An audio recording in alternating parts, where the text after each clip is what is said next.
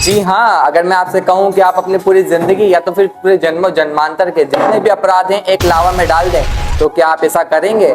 जी हाँ, बिल्कुल, क्योंकि वही मंत्र स्टार्ट हो चुका है जिसके अंदर आप एक सेवा करेंगे उसका डबल ट्रिपल चौपल उसका पुण्य मिलेगा। हरे कृष्णा, मैं हूँ सामवेदा दास। तो आपका स्वागत है फिर से एक नई वीडियो के साथ। तो हाँ, इस वीडियो में हम आपको बताने वाले हैं कुछ कार्तिक मास से रिलेटेड कुछ फैक्ट जो कि आपके जीवन को सफल कर सकते हैं। पद्म पुराण के उत्तराखंड के chapter 15 versus 21 conversation between Mahadev और कार्तिकेय। महादेव बताते हैं अगर आप केशव दामोदर जी के आगे कोई दीप दिखाते हैं या तो फिर किसी भी भगवान को आप दीप अर्पण करते हैं तो संसार के जितने भी यज्ञ हैं, यशोवत यज्ञ या तो फिर बड़ा सा बड़ा यज्ञ, उसको आपको 1000 गुना फल मिलता है। और तो और जितनी भी पूरे संसार की पवित्र नदियां हैं उसमें स्नान करने का भी लाभ मिल जाता है। स्कंद पुराण ब्रह्मा जी नारद मुनि को बता रहे हैं Vaishnav account glories of Kartik Maas chapter number 7 verse number 98। अगर आप दामोदर जी को दीप दिखा दोगे या उनको दीप अर्पण कर दोगे, आपको अपने जीवन में कभी भी यमराज और यमदूत का चेहरा नहीं देखने को मिलेगा। यमराज अगर भगवान से रिक्वेस्ट भी करे कि हमको इनका चेहरा देखना है, फिर भी उनको ये एक्सेप्ट नहीं होगा कि आप उनको चेहरा देखो। ये ब्रह्मा जी खुद बोल रहे हैं। स्कंद पुराण में ब्रह्मा जी नारद मुनि को बताते हैं चैप्टर 6 वर्स 40, अगर आप इस महीने किसी भी विष्णु के मंदिर को साफ करते हैं तो आपको बहुत ही आलीशान घर वैकुंठ यानी के गौलोक वृंदावन धाम में एक आलीशान घर मिलेगा।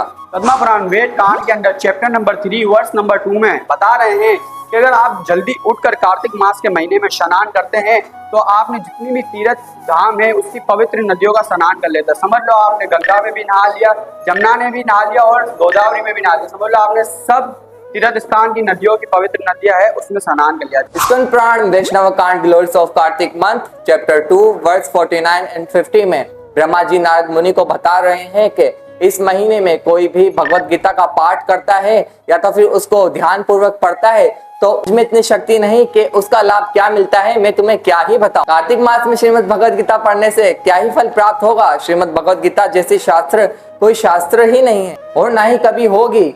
ये मोक्षदायिनी है, भगवान श्री गोविंद के चरणों में मोक्ष प्राप्त देने वाली है। ये तो हो गया भागवत गीता का। क्या भागवतम पढ़ने से ये लाभ होगा? तो बिल्कुल, भागवतम पढ़ने से भी लाभ होगा। अगर कोई व्यक्ति भागवतम का एक श्लोक भी पढ़ लेगा या एक श्लोक का भी पाठ कर लेगा ना तो उसको 18 पुराण पढ़ने का लाभ मिल जाएगा। मतलब इसका मतलब ये नहीं है कि हम लोग एक ही श्लोक पढ़ ले, हमको भागवतम का पूरा पाठ करना चाहिए और अगर हम लोग भागवतम का पूरा पाठ कर लेंगे तो हमारे को 18 पुराण का लाभ मिल जाएगा।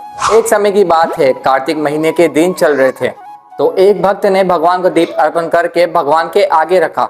उसी समय एक चूहे का वहां से गुजरना हुआ। चूहे ने देखा कि कोई चीज चमक रही है तो चूहा ऐसा सोचने लगा कि ये कुछ खाने की चीज है। तो जैसे ही चूहे ने वो वाट पकड़ी तो वो वाट जलती हुई उसके दांतों में फंस गई और जब वो उसके दांतों में फंसी तो उसका मुंह जलने लगा जिसकी वजह से चूहा तड़पने लगा। तो तड़पते तड़पते चूहा यहाँ वहां उधर उधर भागने लगा। तो भागते भागते उसके मुंह में जो वाट जो फंसी हुई थी दिए की तो उसको लेके वो भगवान को बेख्याली में गोल गोल घूमने लगा। ऐसे ही उसको बेख्याली में भगवान को दीप अर्पण हो गया। तो जब प्राण छूटे चूहे के तो वो डायरेक्ट भगवान के परम धाम को प्राप्त हुआ। तो हम तो फिर भी इंसान हैं, तो हम पे तो भगवान ने बहुत ही ज्यादा करुणा बरसाई है। तो हम तो फिर भी हमारे अंदर इतनी सोच है कि हम खुद जाकर वो सब कुछ कर सकते हैं। जब बेख्याली में इतना कुछ हो सकता है तो आप सोचें कि भगवान हम पे कितनी करुणा और बरसा सकते हैं। जो भी तुलसी महारानी को इस महीने एक बार भी दीप दिखा देता है तो उसको 1000 गांव दान करने का पुण्य मिलता है। तो आप लोग बोलेंगे कि इतने सारे महीने हैं, पूरे साल में 12 महीने होते हैं, जनवरी फरवरी मार्च अप्रैल, तो ये सिर्फ कार्तिक मंथ ही ऐसा क्यों? तो कार्तिक मंथ जो है वो काफी ज्यादा पवित्र और बहुत ही ज्यादा शक्तिशाली है क्योंकि ये स्वयं श्रीमती राधा रानी का महीना है। और श्रीमती राधा रानी जो कि बहुत ही दयालु और कृपालु हैं, कृष्ण के मुकाबले में कृष्ण थोड़े से स्ट्रिक्ट हैं लेकिन श्रीमती राधा रानी हमारी जो है बहुत ही दयालु हैं, इसलिए इस मंथ को काफी ज्यादा भाग्यशाली माना गया है।